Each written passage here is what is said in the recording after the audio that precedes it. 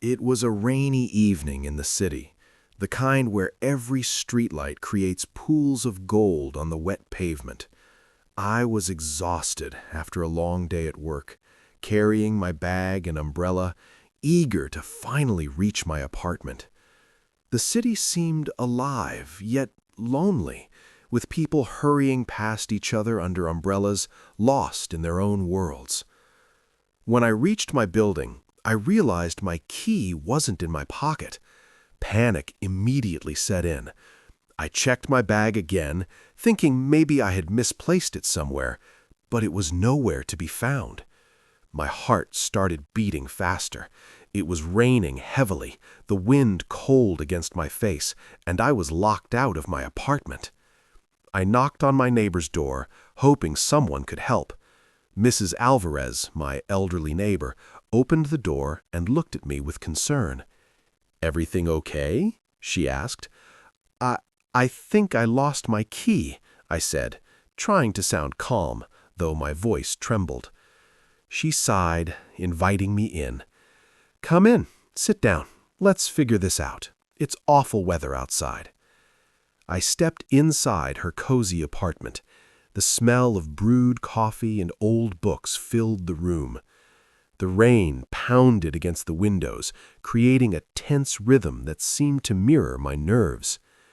While Mrs. Alvarez fetched a spare key from her drawer, I noticed a stack of letters on the table, old and yellowed. One of them was addressed to me, though I couldn't remember ever receiving it. My curiosity piqued. I opened it. The letter was brief, written in shaky handwriting. "If you are reading this, it means you have reached the moment you feared. You are not alone. Look carefully tonight."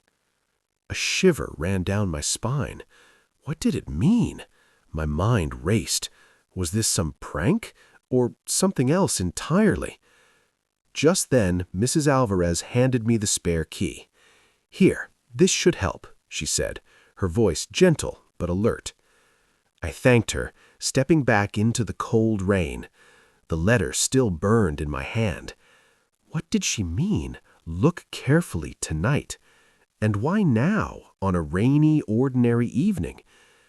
As I unlocked my apartment and stepped inside, the lights flickered for a moment.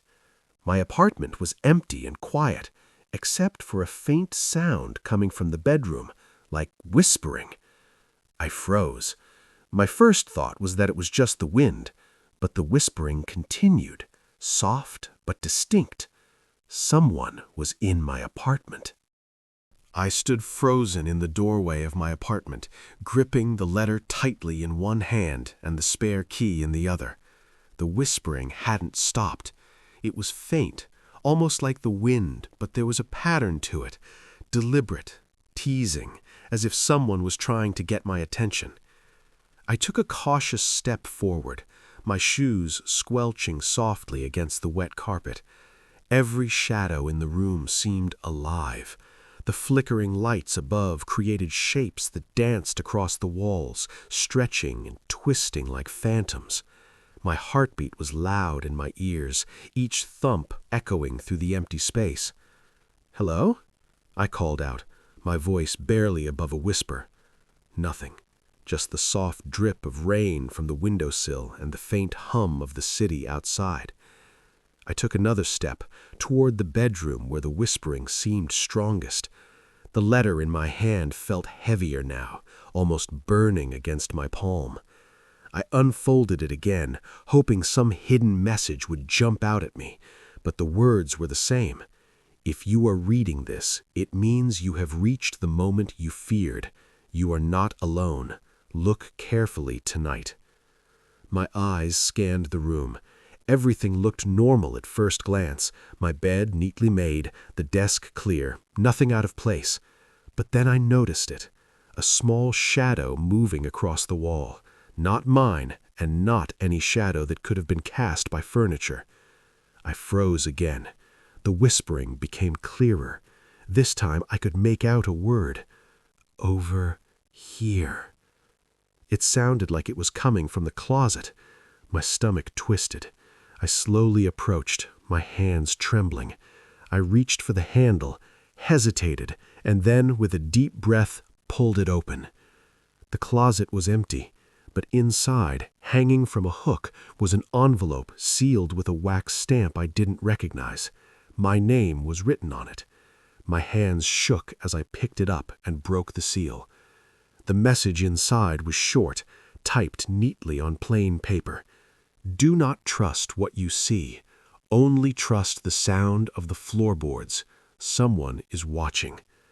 A cold chill ran down my spine. I looked around the apartment. Everything seemed still, normal, safe. Yet my instincts screamed otherwise. I could feel it, eyes on me, waiting, patient. Suddenly, a thud echoed from the kitchen. My breath caught in my throat. Slowly, I tiptoed toward the sound, every nerve in my body alert. The kitchen was dark, the only light coming from the street lamp outside. On the counter, a small note had appeared. Behind you. I spun around. Nothing, just the shadows of the furniture stretching across the walls. I realized I was shaking. Fear was taking over, but so was curiosity. I had to know who was leaving these messages and why. I backed away slowly, trying to control my racing thoughts. The whispering returned, now louder and more urgent. Look, now. My mind raced. Was this a prank? Some elaborate game? Or something far more dangerous? And then I heard it. The faint sound of footsteps, soft but deliberate, coming from the hallway outside my bedroom. The footsteps continued, slow and deliberate, echoing softly against the hardwood floor. My heart raced uncontrollably. I wanted to run, but my legs felt like they were made of lead. The apartment, once familiar and comforting, now felt like a maze designed to trap me. I grabbed a kitchen knife from the counter, my fingers trembling, and tiptoed toward the sound. Every step I took seemed louder than the last, reverberating through the room like a drumbeat. The whispering had stopped, replaced by a heavy silence that was even more unnerving. I reached the hallway leading to the living room. My eyes darted from corner to corner, searching for any movement. And then I saw it, a flicker of shadow disappearing behind the door to my study. I paused, taking a deep breath. My mind screamed at me to leave, to call the police, to run into the rain and escape this nightmare. But some strange force compelled me to follow. I slowly opened the study door. The room was empty, but on the desk another envelope waited, identical to the previous ones. My name was written on it again. My hands shook violently as I picked it up. The message was typed in the same cryptic style. You are closer than you think. Look under what hides the floor. I froze. My apartment didn't have anything unusual about the floors, or at least nothing I had noticed before. I knelt down and ran my hands along the edges of the carpet. That's when my fingers brushed against a slight indentation, a panel that wasn't flush with the rest of the floor. With my heart in my throat, I lifted it. Beneath the panel was a small, shallow compartment. Inside, a bundle of old photographs and a small journal lay neatly stacked. I pulled them out carefully, flipping through the pages. The photographs were of me, but not from recent times. They were old, some taken from angles that suggested someone had been watching me for months, even years. My mind reeled. Who could have done this? How did they know so much about me? And why now? Then I opened the journal. The entries were dated over the past year, written in meticulous detail. He enters the apartment at 6:45 p.m. He goes straight to the kitchen. He checks the mail before turning on the lights. Observed behavior, anxious, thoughtful, unaware of observation. Every word made my blood run cold. Someone had been watching me. Every move I made, every little habit I had been recorded. I dropped the journal, backing away slowly, my knife still in hand. The whispering returned, closer this time, urgent and commanding. Now you see, now you know. I spun around. The apartment was still, eerily quiet. But there, in the reflection of the hallway mirror, I caught a glimpse of movement behind me, a shadow that was definitely not mine. Panic overtook me. I ran to the front door, throwing it open, but it was locked. Not the key. I tried the spare one, but it wouldn't budge. I was trapped. Then I remembered the letter's words, "Only trust the sound of the floorboards." I froze, listening intently. A faint creaking came from the bedroom, different from before. It was precise, deliberate, a pattern. Someone was moving on the floorboards. With nothing left to lose, I grabbed the journal and flashlight, edging toward the bedroom. Each step was calculated, careful, listening for every sound. My eyes scanned the shadows, looking for any clue, any sign of the intruder. And then I saw it, a small, almost invisible thread leading from under the bed toward the corner. Following it, I discovered a hidden door, recessed into the floor, previously unnoticed. My hands shook as I pushed it open, revealing a narrow staircase descending into darkness. A foul, musty smell wafted up, making me gag slightly. And from the darkness below, I could hear it again, whispering, beckoning, almost taunting. "Come closer." I took a deep, shaky breath and descended the narrow staircase. Each step creaked ominously under my weight. The darkness below seemed to swallow me whole, the beam from my flashlight cutting through only a few feet in front of me. The whispering continued, faint but distinct, coming from somewhere deeper in the basement. Closer, closer. My heart raced. I clutched the journal tightly, thinking maybe it held answers. The smell grew stronger, damp, musty, like a forgotten cellar. I kept moving forward, every nerve alert. Something about this place felt wrong, unnatural. At the bottom of the staircase, I found myself in a small, stone-walled room. The air was cold and heavy, and the flashlight revealed shelves stacked with odd items. Old photographs, trinkets, and pieces of paper covered in the same meticulous handwriting I had seen in the journal. It was a shrine of my life, every detail of my daily routine recorded as if someone had been following me for months, maybe years. A sudden movement caught my eye. A figure stood in the corner, cloaked in shadow. My breath caught in my throat. "Who's there?" I demanded, trying to sound braver than I felt. The figure stepped forward slowly. In the dim light, I could make out a face partially hidden by a hood. "I've been waiting for you," a calm but chilling voice said. "You finally found your way here." I raised the knife instinctively. What do you want from me?" I asked, my voice trembling. The figure smiled faintly, almost sadly. "It's not about what I want. It's about what you've been missing. Do you understand now?" I shook my head, confused and terrified. "Missing? I don't understand."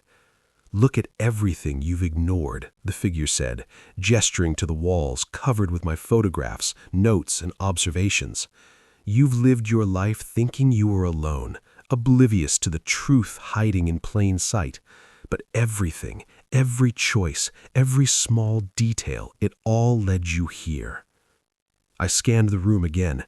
There was a map pinned to the wall with strings connecting locations I recognized: my apartment, my workplace, even the cafe I visited every morning. Someone had been tracking me obsessively, and now I realized just how close I had come to discovering this secret earlier. The figure moved closer. "Do you trust your instincts?" they asked. I swallowed hard. "Yes, I think so." "Then follow them," the figure said, backing towards a small hatch in the corner of the room.